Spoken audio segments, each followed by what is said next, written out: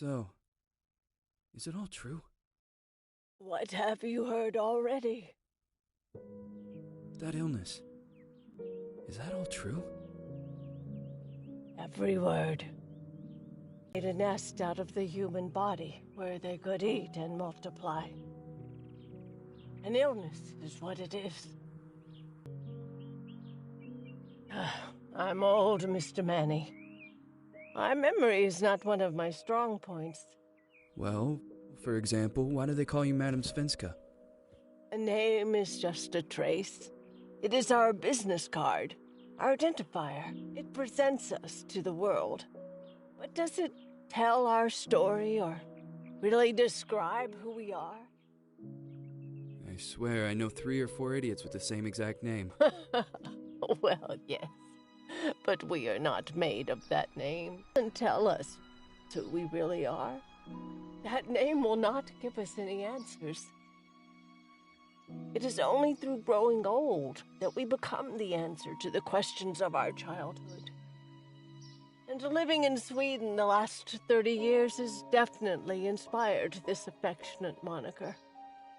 And so, Madame Svenska it is. And yet you come back to Italy. Why? Because I forgot. But I also forgot that I had promised to remember. Tell me. Please excuse me. Sometimes my memory needs to be jogged. There's always been a song that, as well as the name you refer to so much, has labeled my whole life, has given it a name, and it's from a name. If you can believe how bizarre and sometimes unbelievable my confused memories are to describe that all this began.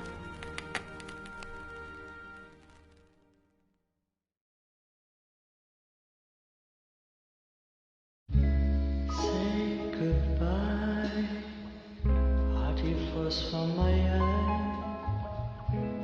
If you leave me, sure you miss me.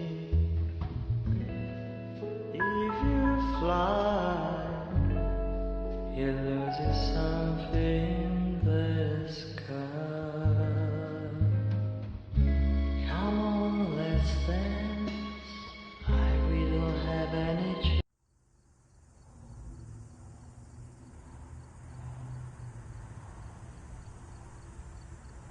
Feels like it's gonna rain again.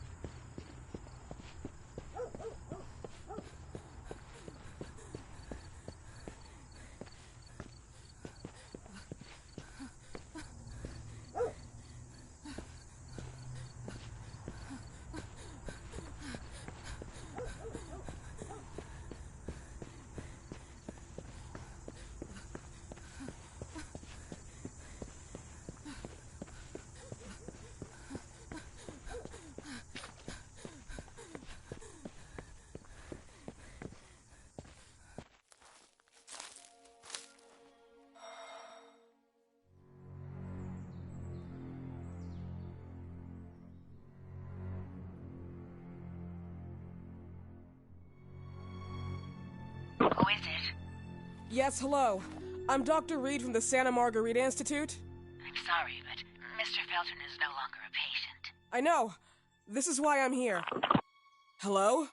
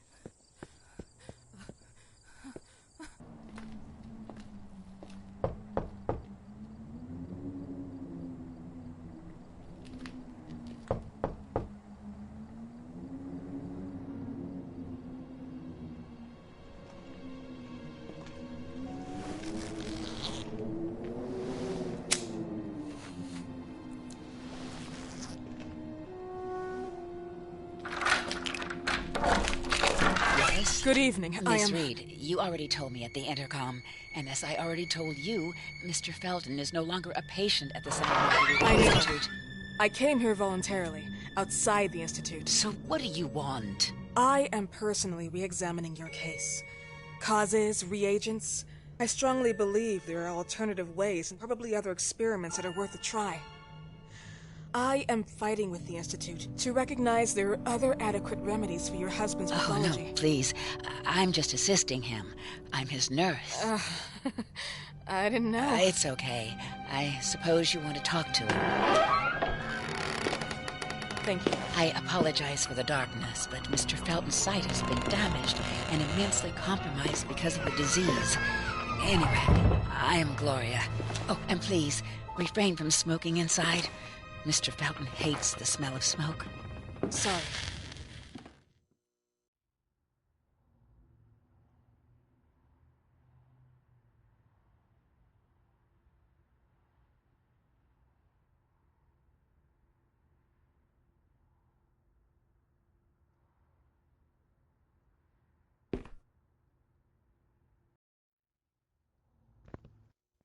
Please, this way. Bad habit. Smoking? Yes, such a shame. You should quit. You have no idea how bad this is for you. Not only for your health, but it's also very expensive. Money and time wasted. I have so much to do every day. I couldn't waste time with such a bad habit. Do you assist Mr. Felton all day? Oh no, from midday to 8 p.m. Then I go back home. I live near here. If needed, he can contact me with a pager, but that's not often. His wife takes care of him when I'm off. What can you tell me about her? I met her just a couple of times. She's usually out or locked in her bedroom when I'm here. Let's say they don't seem to get along. I didn't know.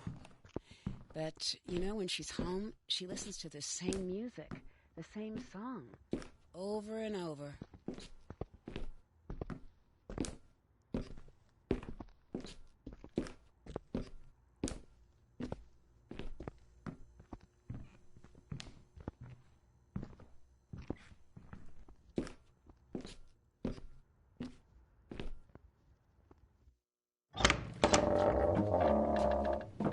This way, please. Mr. Felton will be here in a few minutes. Okay.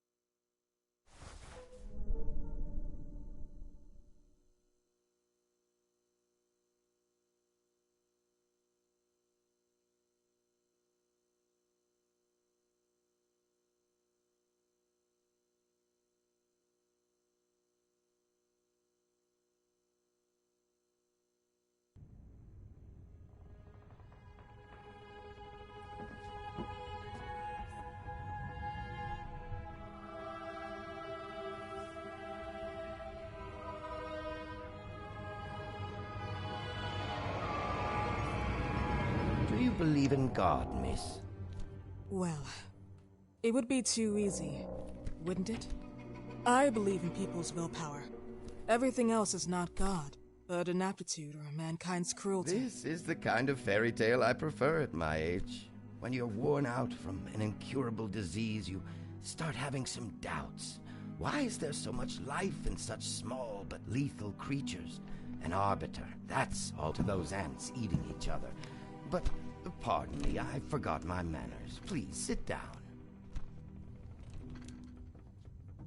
Dr. Reed, I suppose? Sorry, Mr. Felton. Pleased to meet you. So you already met Gloria? Yes, she let me in. She's a great reference, extremely hardworking, but back to us. I don't recall seeing beautiful doctors like you at the Institute, Dr. Reed. I am flattered, Mr. Felton. I arrived at the Institute just a few months after you left. And you left because? Inadequacy of the sanitary treatments within the structure. That's right. And in a few words? In a few words, they didn't know how to treat my case, and they left me there to die. But it seems that other issues took over. I once or twice refused to go through exams. Mr. Felton, is there anything I can do for you? Oh, Gloria. Yes, see if Dr. Reed needs anything. Oh, no. May I offer you a cup of tea or coffee? Espresso? No, thank you. As you wish. How about you, Mr. Felton? No, thank you. I'll keep entertaining our guest. You can go now. You're diagnosed? 1958? Yes, indicatively. Some friends and I contracted the disease while traveling to Egypt, and it got worse. In addition to the disease, the first exam showed some inconsistency. Some hormonal deficiency? Overdose of non-prescribed drugs, opiates? Phenoxyl? Wasn't it recalled in the mid-60s? Doctor, don't you think that nowadays there are ways to obtain drugs without any prescription? I believe so. According to your file, you still receive your disability pension. Even better, it seems that the beneficiary is your wife, Ariana Gallo. Exactly. She's the one who takes care of me when Gloria is off. How about your daughter? My daughter? Celeste has never come back home. Disappeared. She was adopted, am I right? The investigators confirmed that she intentionally left. They never suspected a kidnapping since there was no ransom request. How about Weeman? Wasn't he a suspect? A flash in the pan, an idiot who brought confusion by sending warnings and threats. And her birth parents? Dr. Reed, young girls often decide to just go. And this is what my daughter decided to do. Jennifer. What did you say? At times, you'd call her Jennifer. No, my Mr. daughter... Felton, what has really happened to your daughter? I just told you. How about the off-the-record version? I am not sure where you're trying to go with this, but I won't tolerate... I don't have the strength for this now. I know you've been trying to forget her, but this picture might help you to. What is this? Where did you get this picture? Isn't she your daughter? Celeste, or has you called her? Jennifer? I asked you a question. Back of the picture says Jennifer. There is no Jennifer! You thought I was stupid, didn't you, Mr. Felton? Do you really think I'd come here without knowing what I'm talking about? Who are you, and why did you come here? Did you come to my home to threaten me with your condescending Threatening tone? you? So maybe I should ask your wife then. She's not home. Seems like she is. Mr. Felton, I just talked to the director of the Institute on the phone. They have never heard of Dr. Reed. She is not what she claims to be. Well, Miss Reed, if that is your real name, your time here has ended. Please, leave my property. Miss Gloria will escort you out. Please follow me. Mr. Felton, please, tell me what you did to your daughter! Good evening. Follow me.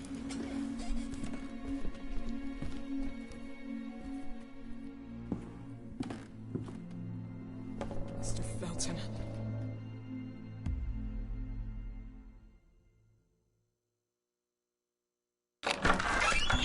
You know the way. How do you even... How do I do what? How do you even sleep at night? You use people's lives regardless of the pain you cause.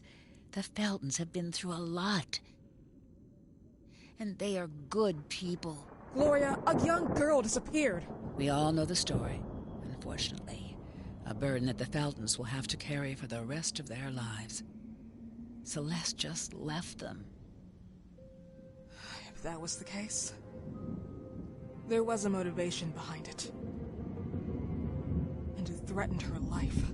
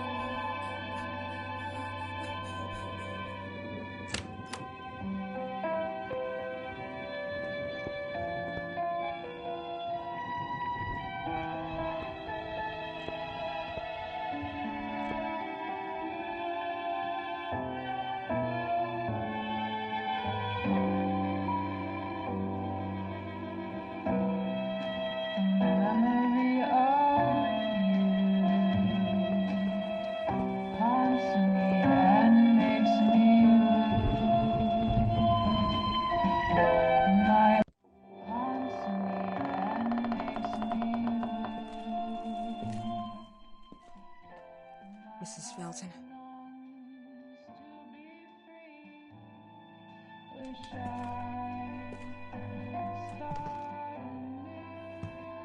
Are you here?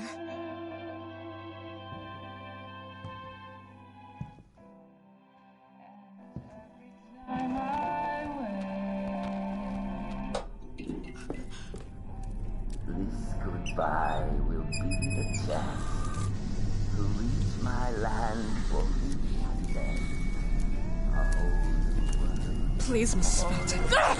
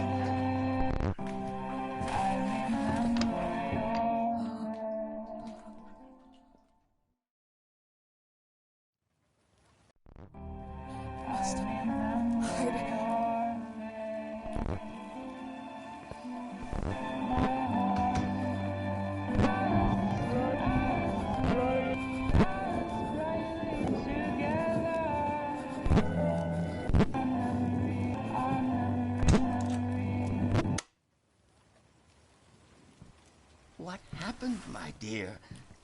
The record player got jammed again, right? Yes, I know. You keep on telling me we need to buy the new gadgets on the market. Promise, promise, promise. How can I say no to you? Now get some rest, love. My little Jennifer. Jennifer.